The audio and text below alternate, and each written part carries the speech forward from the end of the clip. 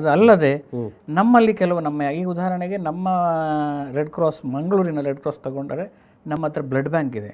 ಆದರೆ ನಾವು blood bank commercial ಆಗಿ ಮಾಡುವುದಿಲ್ಲ. ಹಾಗಾಗಿ ನಮಗೆ ಏನೋ ಒಂದು ರೀಸನೇಬಲ್ ಆಗಿ ನಮಗೆ ಸ್ವಲ್ಪ ಅದರಲ್ಲಿ ಇನ್ಕಮ್ ಬರ್ತದೆ.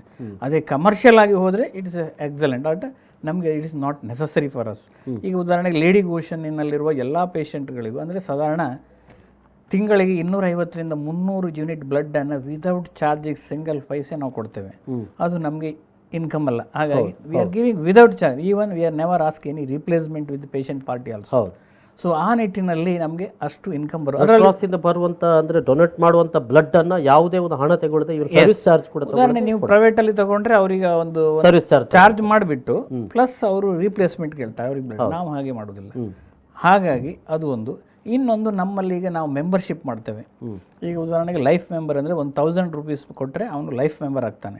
ಅದು ನಮಗೆ ಇನ್ಕಮ್ ಬರ್ತದೆ. ಅದರಲ್ಲಿ ಸಮ್ ಪೋರ್ಷನ್ ನಾವು ಸ್ಟೇಟಿಗೆ ಕಳಿಸ್ತೇವೆ, ಸಮ್ ಪೋರ್ಷನ್ ನಮ್ಮಲ್ಲಿ ಇರ್ತದೆ. ಇನ್ನೊಂದು ಪ್ಯಾಟರ್ನ್ ಮೆಂಬರ್, ಪೋಷಕರು ಅಂತ ಇರ್ತಾರೆ, ಅವರು 25,000 ರೂಪಾಯಿ. ಅದರಲ್ಲಿ ಸಹ ನಾವು ಸಮ್ ಪೋರ್ಷನ್, ಅದು ಕೆಲವರು ಮೆಂಬರ್ಸ್ ನಮ್ಮಲ್ಲಿ ಆಗಬೇಕು. ಆ್ಯಕ್ಚುಲಿ ಮಂಗಳೂರಲ್ಲಿ ಕಳೆದ 20 ವರ್ಷ 25-30 ವರ್ಷ ಆ್ಯಕ್ಟಿವ್ ಇದ್ದರೂ ಸಹ ಇವತ್ತು ನಾನು ರೆಡ್ ಕ್ರಾಸಿಗೆ 2015ರಲ್ಲಿ ಎಂಟರ್ ಆಗುವ ಬರೀ ಒಂದು 600 ಮೆಂಬರ್ ಇತ್ತು.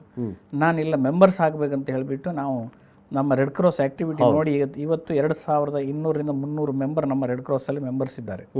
ಅದರದ್ದೊಂದು. ಮತ್ತು ನಮಗೆ ಈ ಡೋನರ್ಸ್, ಈ ಉದಾಹರಣೆಗೆ ಲೈಕ್ ರೆಡ್ ಕ್ರಾಸಿನ ಆ್ಯಕ್ಟಿವಿಟಿ ನೋಡಿದಾಗ ನಾವು ಕೇಳಬೇಕಂತ ನಾವು ಕೇಳೋದಿಲ್ಲ.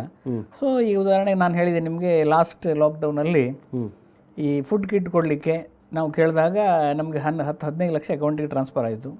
ಒಂದು ಅದರಲ್ಲಿ ನಾವೆಲ್ಲ ಕೊಡ್ತೇವೆ. ಈ ಬೇರೆ ಬೇರೆ ರೀತಿಯಲ್ಲಿ ನಮಗೆ ಫಂಡ್ಸ್ಗಳು ಬರ್ತದೆ. ಮತ್ತು ನಮ್ಮಲ್ಲಿ ಡೋನರ್ಸ್ ಇರ್ತಾರೆ. ಈ ಯಾವುದೋ ಒಂದು ಪ್ರಾಜೆಕ್ಟ್, ಈಗ ನಾನು ಬಿಲ್ಡಿಂಗಿಗೆ ನಾವೀಗ ಇದು ಮಾಡಿದಾಗ ನಮಗೆ ಡೋನರ್ಸ್ ಬರ್ತಾರೆ. ಆ ರೀತಿ ನಮ್ಮದು ಆ್ಯಕ್ಟಿವಿಟಿ ಆಗ್ತಾ ಇರ್ತದೆ. ಮತ್ತು ಅಗತ್ಯವಿದ್ದಾಗ ನಾವು ಸ್ಟೇಟ್ ರೆಡ್ ಕ್ರಾಸ್ ಬ್ರಾಂಚಿಗೆ ರಿಕ್ವೆಸ್ಟ್ ಮಾಡಿದಾಗ ಅವರು ಯಾವುದೇ ಪ್ರೋಗ್ರಾಮ್ ಬೇಕಿದ್ದರೂ ಒಂದು ಪ್ರೋಗ್ರಾಮ್ ಫಂಡ್ಸನ್ನು ಕೊಡ್ತಾರೆ. ಈಗ ನಾವು ಯೂತ್ ರೆಡ್ ಕ್ರಾಸ್ ಅಂತ ಒಂದು ಯಾವಾಗ ನಾವು ಒಂದು ಪ್ರೋಗ್ರಾಮ್ ಮಾಡ್ತೇವೆ. ಈಗ ಯೂತ್ ರೆಡ್ ಕ್ರಾಸ್ ಅಂತ ನಮ್ಮ NCC NSS ಹೇಗೆ ಇದೆ ಕಾಲೇಜಲ್ಲಿ, ಯೂತ್ ರೆಡ್ ಕ್ರಾಸ್ ಮೂವ್ಮೆಂಟ್ ಇದೆ.